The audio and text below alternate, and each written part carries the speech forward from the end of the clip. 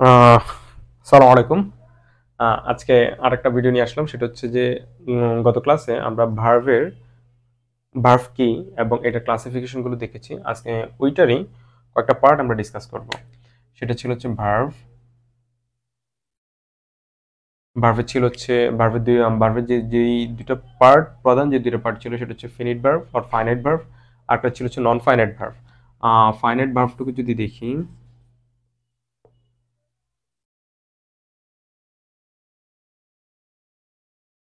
Finite ভার্ভটা হচ্ছে দুটো প্রকার। সেটা হচ্ছে প্রিন্সিপাল ভার্ভ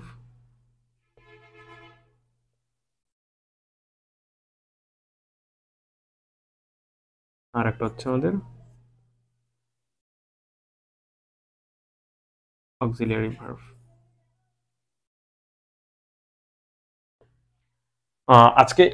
আজকে টপিকস হচ্ছে এই কয়টা ভার্ভ নিয়ে আলোচনা করব, ঠিক আছে? ফাইনাইট ভার্ভটা হচ্ছে বা ফিনিট ভার্ভটুকু হচ্ছে যেই ভার্ভ দ্বারা মানে কাজটুকু সম্পূর্ণ হয়, ঠিক আছে? এই কাজটুকু সে সম্পূর্ণ করতে পারে, সেটা হচ্ছে ফাইনাইট ভার্ভ ছিল। ফাইনাইট ভার্ভটা দুটো প্রকার, সেটা হচ্ছে প্রিন্সিপাল ভার্ভ আর হচ্ছে অক্সিলিয়ারি ভার্ভ। প্রিন্সিপাল ভার্ভটুকু প্রিন্সিপাল ভার্ভটুকু হচ্ছে যে তার অর্থটা প্রকাশ করতে, দ্যাট মিনস সেন্টেন্সটা গঠন করতে আসলে অন্য কারো সাহায্য নেয় না, অন্য কারো সে সাহায্য নেয় না, সেটা হচ্ছে প্রিন্সিপাল ভার্ভ, ঠিক আছে? যেমন আমি উদাহরণ যদি লিখি,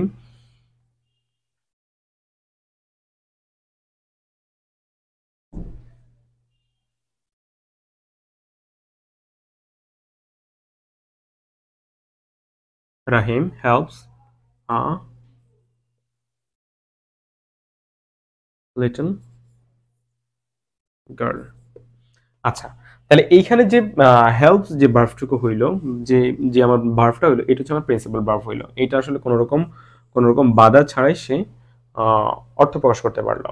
এবার আসবে হচ্ছে অক্সিলারি ভার্ভ, যেটা হচ্ছে একটা খুবই গুরুত্বপূর্ণ একটা অংশ আমাদের সেন্টেন্সের ক্ষেত্রে। অক্সিলারি ভার্ভটুকু হচ্ছে যেটা হেল্পিং ভার্ভ বলে এটাকে। অক্সিলারি ভার্ভটাকে আমরা বলবো হচ্ছে হেল্পিং ভার্ভ, যে ভার্ভটা আমাদের ভার্ভটুকুকে সাহায্য করবে। অক্সিলারি ভার্ভ যেটা ছিল,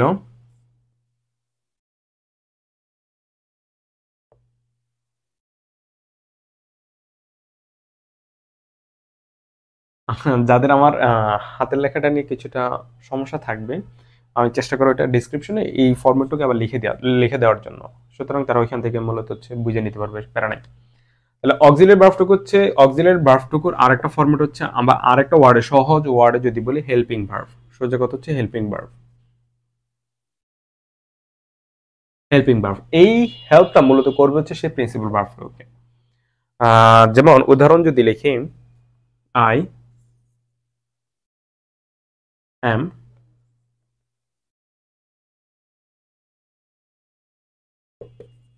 describing verb, I am describing verb. আচ্ছা, এখানে খেয়াল করি, আমি ডিসক্রাইব করছি, এই ভার্ভটাকে এম হেল্প করছে, ঠিক আছে? কিন্তু আমি যদি লিখি আই এম রিয়াজ,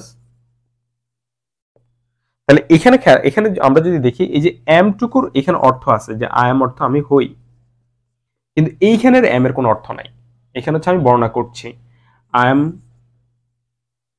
আর একটা সেন্টেন্স যদি লিখি, আই আই আই বাদ দিয়ে যদি লিখি, you were you are going to university.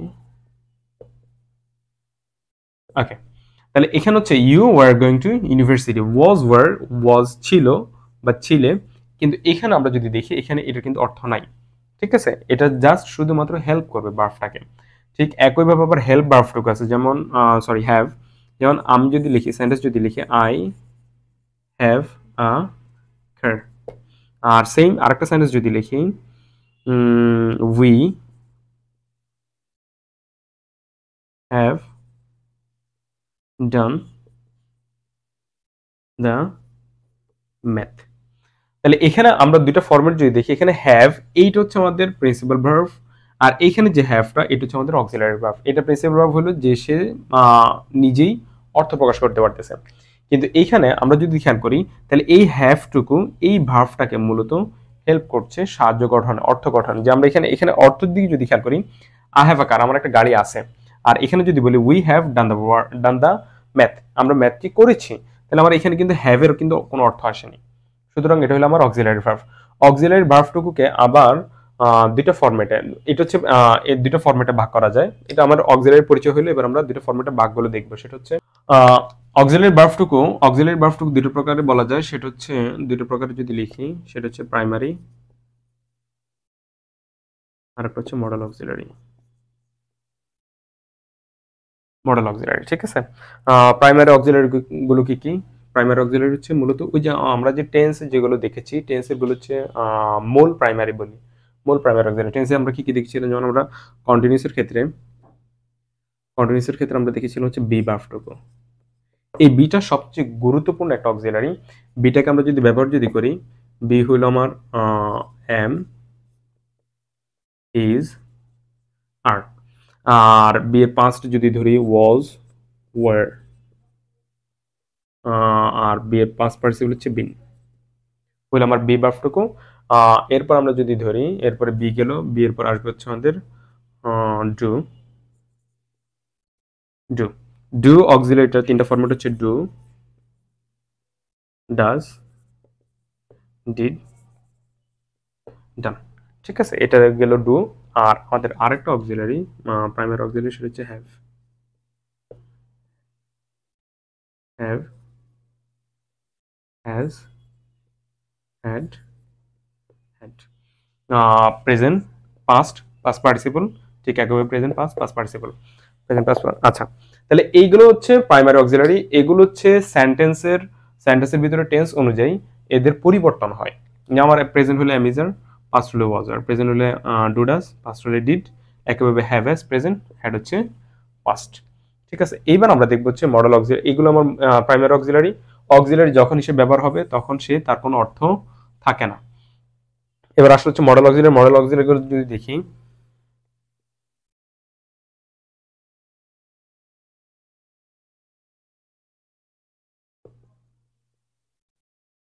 Model auxiliary গুলো শ্যাল, শুড,